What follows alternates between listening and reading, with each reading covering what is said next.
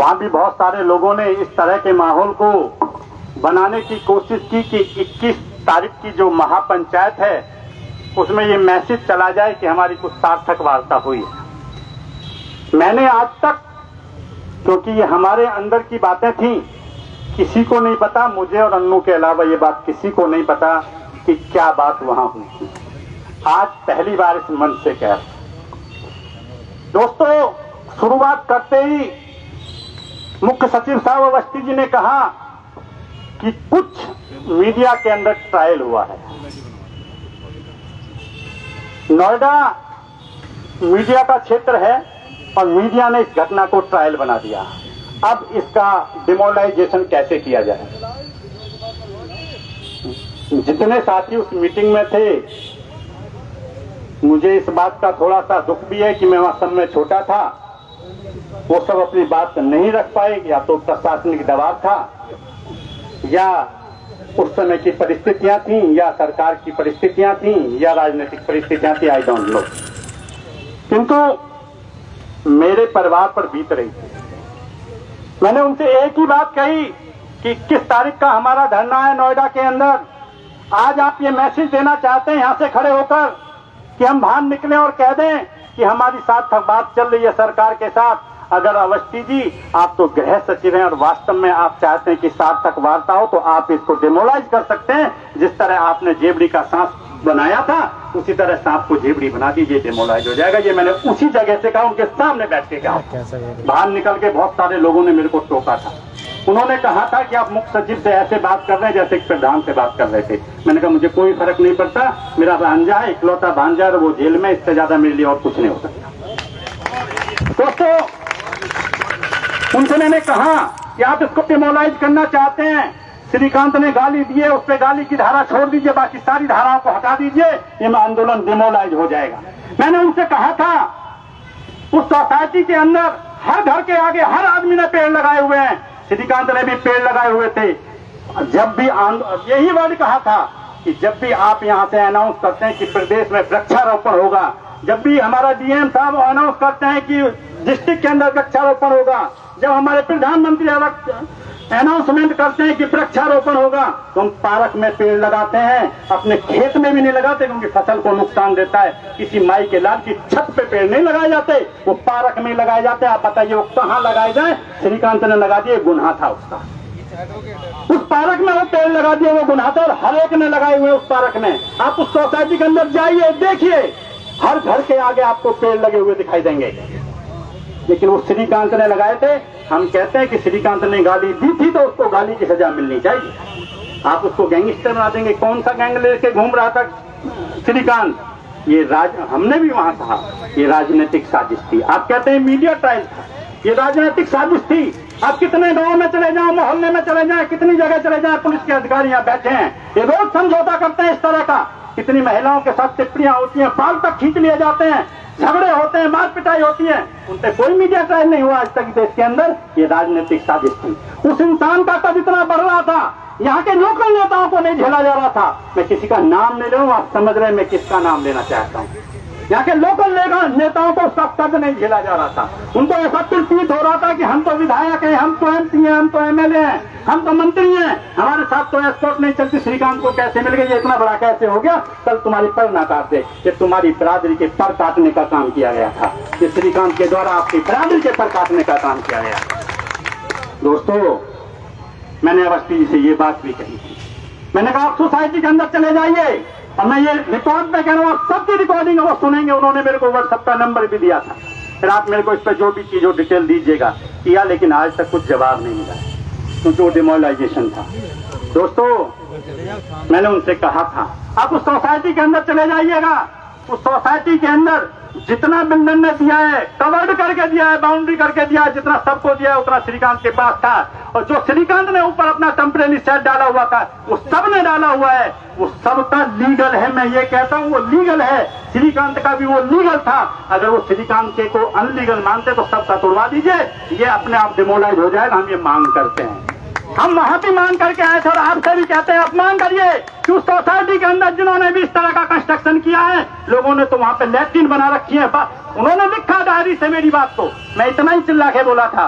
उन्होंने डायरी में लिखा, मैंने कहा उसी कॉमन एरिया के अंदर लोगों ने वहां पर लैट्रिन बना रखी है, टॉयलेट बना रखे हैं, कुछ लोगों ने तो सर्वेंट क्वार्टर बना रखे हैं। आप जाइए तोड़ के तो दिखाइए। आपको केवल श्रीकांत मिला था क्योंकि आपको राजनीतिक ट्रायल करना था, मीडिया ट्रायल नहीं था। वो सब कुछ प्लान किया गया था। दोस्तों मैंने वहां भी कहा था, आप सबसे भी कहना चाहता हूं, श्रीकांत की जो गलती है उसका मामा होने के नाते मैं उस सब के लिए खेद भी प्रकट करता हूं। श्रीकांत ने भी खेद प्रकट किया है और उसकी जो भी कानून में सजा होगी उसको श्रीकांत भोगेगा, हमारा परिवार उसको झेलेगा। दोस्तों,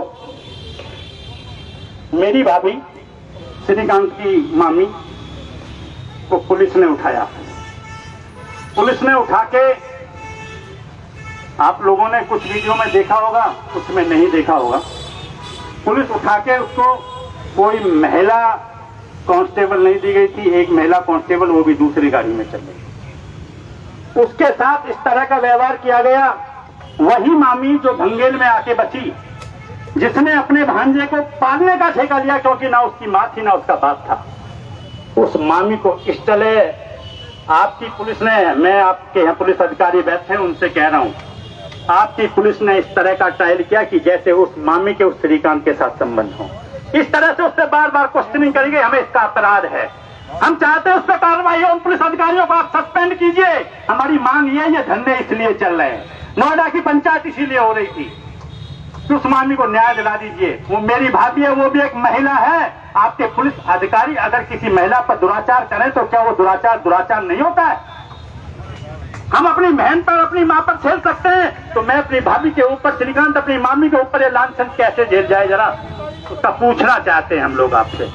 हम उसके न्याय की मांग कर रहे हैं हर जगह खड़े होकर। दोस्तों, जिस समय सोसाइटी के अंदर हम लोग घुसे थे, हम लोगों को, मैं एंटर किया, मैंने कहा मैं श्रीकांत का मामा हूं, मुझे जाना है।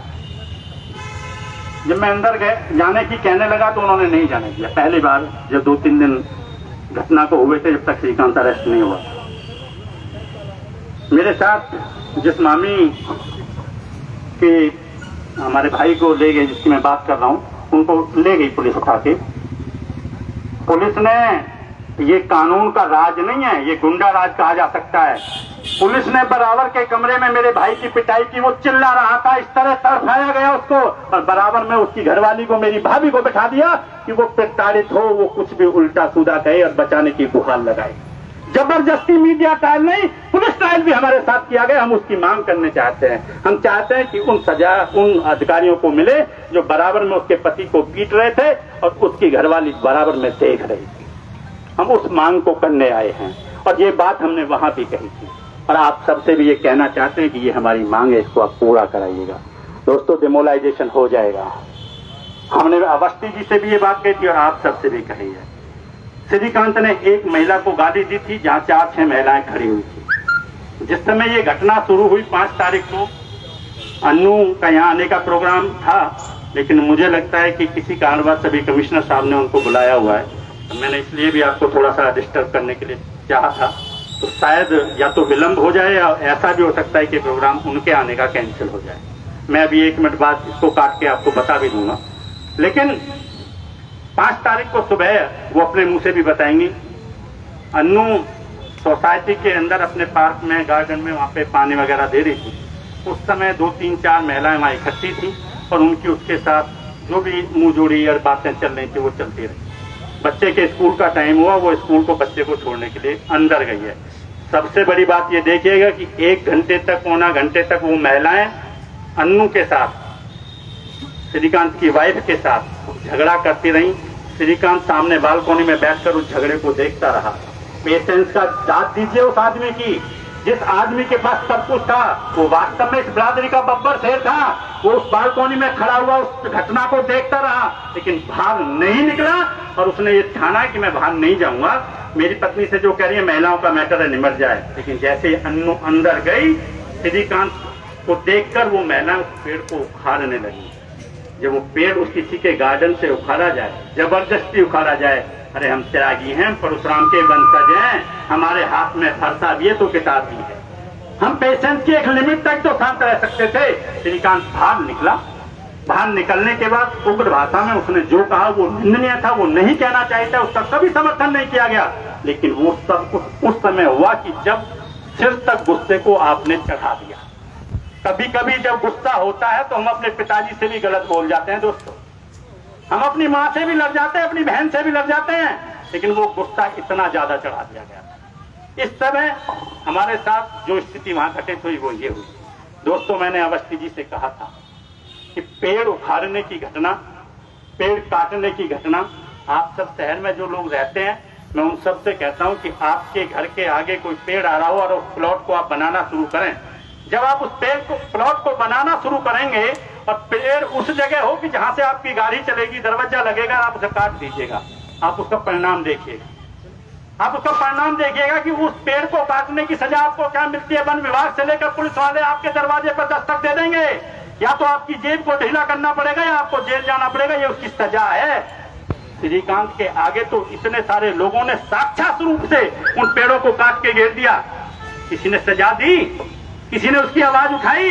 क्या वन विभाग सो रहा था? पुलिस डिपार्टमेंट सो रहा था? प्रशासन सो रहा था? वो किसी की छत पे नहीं लगे थे, किसी की पर्सनल बालकोनी में नहीं लगे थे, वो उसी पार्क में लगे थे जहां सबके लगे। हमने उनसे कहा कि आप जिन्होंने पेड़ तोड़े उनको सजा दे दीजिए। तो हमारी मुख्य रूप से मांगे हैं, जिन्होंने पेड़ तोड़े हैं उन सब के खिलाफ कार्रवाई हो। हमारी मुख्य रूप से मांगे है कि जिस मामी को पुलिस वालों ने टॉर्चर किया था, उस मामी को टॉर्चर करने वाले पुलिस वालों के खिलाफ कार्रवाई हो। हमारी मुख्य रूप से मांग है कि अन्नू को जो पुलिस वाले ले गए, उन्होंने जबरदस्ती उसको प्रताड़ित किया था, अब अशोभनीय भाषा का प्रयोग किया था जो मैं माइक से नहीं कह सकता, उन पुलिस वालों के खिलाफ कार्रवाई हो। जो श्रीकांत ने गाली दी थी वो सेम गाली महेश शर्मा ने दी थी। महेश शर्मा पे भी उन्हीं धाराओं में FIR दर्ज हो जो श्रीकांत पर दर्ज हुई। अदर धाराओं के अंदर जो भी FIR श्रीकांत पे उसे हटा दिया जाए और सेम धाराओं के अंदर श्रीकांत पे FIR हो जो महेश शर्मा पे करी जाए। आप अगर उस पर 25,000 रुपए का इनाम घोषित करते, कौन सा गैंगस्टर था वो? आपने राजनीतिक ट्रायल किया था ये उसको खत्म करने का। ये तो मैं अपनी बिरादरी का शुक्रगुजार हूँ, मेरा पूरा परिवार आप सबका शुक्रगुजार है। आपने उस मीडिया ट्रायल कहें, राजनीतिक ट्रायल कहें, पुलिस ट्रायल करें, उसको ध्वस्त कर दिया। दोस्तों, आज समाज के हर वर्ग से हमें फोन आते हैं। बहुत सारे लोगों की शिकायत भी रहती है कि हम फोन नहीं उठ पाते हैं, अन्नू भी फोन नहीं उठा पाती है, बहुत सारे लोगों की शिकायत है। मैं कल गया था, घटना को हुए लगभग 15-14 दिन हो गए, 15 दिन हो गए। 5 तारीख की घटना थी, 20 तारीख को, 22 तारीख को, 17 दिन हो गए। कल जब मैं सुबह गया, जो भी त्यागी जी कह रहे थे, सुबह अन्नू का मेरे को 5-5:30 बजे में उठाने फोन आया था। उसने कहा कहाँ पे हो मामा? मैंने कहा मैं ऐसे घर हूँ। क्या अभी तुम घर आ जाओ? वो अकेली रहती है घर पे, इस समय कोई है कुछ है, दूर दूर तक नजारा नहीं आता। हम सुबह गए, कई किसान यूनियन के लोग वहां पहले से मौजूद थे। अन्नू का एक डायलॉग था जो मुझे बड़ा कल सुबह भी, और मैंने उसको अपने कैरियर में ऐसा नहीं देखा, पहली बार देखा। अन्नू ने मुझसे कहा कि माम, वो रो पड़ी बहुत तेजी के साथ, कल वो रोई। उसने मेरे से कहा कि मामा, मैं जब विदा हुई थी ना, मुझे रोना तब नहीं आया था, इस 18 दिन के अंदर मुझे रोना नहीं आया था, इस पूरी घटना के सारे चक्र में मुझे रोना नहीं आया था, लेकिन आज मुझे रोना भी आ रहा है और मुझे मन ऐसा कर रहा है कि मैं घर से बाहर निकलूं, मिट्टी की तेल की कैन खाऊं और इसी पार्क में अपने आप को आग लगा दूं। उस मामी के लिए, उस श्रीकांत की पत्नी के लिए लड़ाई लड़ने आया हूं मैं आपके बीच में। मैं आप सबसे ये रिक्वेस्ट करने आया हूं, वो इतनी टूट चुकी हैं। जब लोग कहते हैं ना आप FIR कर आओ, कोई कहता मत करके आओ, कोई कहता कुछ करके आओ, उसको तो कोई समझाने वाला भी नहीं है। जो फोन आता है वो नई तरह से बताया जाता है और सबकी अपने अपने मायने बताएंगे भी, उसमें कोई बुराई नहीं है, वो सब हमारे सहते थी। लेकिन हमें समझ में ही नहीं आता हम करें क्या, किसकी सुने, किसकी करें। आप सब लोगों से निवेदन है, आज सभी बिरादरी के लोगों के हमको फोन आ रहे हैं, चाहे वो ब्राह्मण समाज है, चाहे वो वैश्य समाज है, बहुत सारे जाट भाई हमारे साथ जुड़े हुए हैं, बहुत सारे जाट भाई इस आंदोलन की मुहिम में हमारा हिस्सा है, गुर्जर भाई लिखित समर्थन हम लोगों को दे रहे हैं। आप हमारी इन मांगों को पूरा होने तक इस आग को शांत ना होने दें। ये लड़ाई श्रीकांत की अब अकेले नहीं है, इस समाज की औरतों की है, दो दो औरतों की है। अब आप उनको अपनी बेटी समझें, क्योंकि मैंने शुरुआत की थी, श्रीकांत के ना भाई है, आप सब उसके भाई हैं। श्रीकांत के ना माँ है ना बाप है, आप उसकी माँ हैं, आप उसके बैतुल बुजुर्ग हैं। आपको उसे न्याय दिलाना है, अपने बच्चे के लिए लड़ना है। आपसे ये निवेदन करने आया था, ये लखनऊ में भी किया था, यहाँ भी करा है, आगे भी करूँगा। आपका सहयोग मुझे मिलता रहे, परिवार को मिलता रहे। हमसे बहुत गलतियां हुई हैं, बहुत ज्यादा गलतियां हुई हैं। अभी पंचायत की जब बात आती है तो बहुत गलतियां हुई हैं। आपने किसी ने हमारे चेहरे को वहां नहीं देखा होगा। सब लोगों को नजरबंद कर दिया गया था, सब लोग नजरबंद थे। डीएम साहब जबरदस्ती करें कि यह अपने तत्वाधान में लेके आए थे हम लोग को। उस स्थिति में हम क्या करते, हम कैसे व्यवस्था संभालते? तो व्यवस्था बनाने वाले भी आप हैं, बिगाड़ने वाले भी आप हैं, आंदोलन भी आपका है, सब कुछ आपका है। मेरे दोस्तों, आप अपने हिसाब से देख लीजिए। जहां जरूरत होगी, अन्नू, हम या हमारे परिवार का कोई भी सदस्य अवश्य मौजूद होगा। मैं वहां से चलकर केवल आपको यही बताने आया था कि हमारी मांग ये है और इन मांगों पर ही अपने मुद्दे को केंद्रित किया जाए। इन मांगों के साथ ही हम आगे बढ़े। जब तक ये पूरी नहीं होंगी, ये आंदोलन चलता रहेगा। त्यागी समाज जिंदाबाद, त्यागी समाज जिंदाबाद, त्यागी समाज जिंदाबाद। आप सबसे उम्मीद है कि इस आंदोलन को आप अपने कंधों पर लेंगे। बहुत बहुत धन्यवाद, नमस्कार। जोर से नारा लगाइएगा, इंकलाब जिंदाबाद, इंकलाब जिंदाबाद, इंकलाब जिंदाबाद। भारत माता की जय, भारत माता की जय, भारत माता की जय। जय परशुराम, जय परशुराम, जय परशुराम, जय परशुराम। बहुत बहुत धन्यवाद आपका, नमस्कार। वायरिंग के त्यागी जी ने बहुत ही मार्मिक और बिल्कुल सत्य कथन और बेहद ट्रू घटना ये हुई है, जिस तरह से डिटेल में बताई है, वास्तव में इस तरह से किसी को भी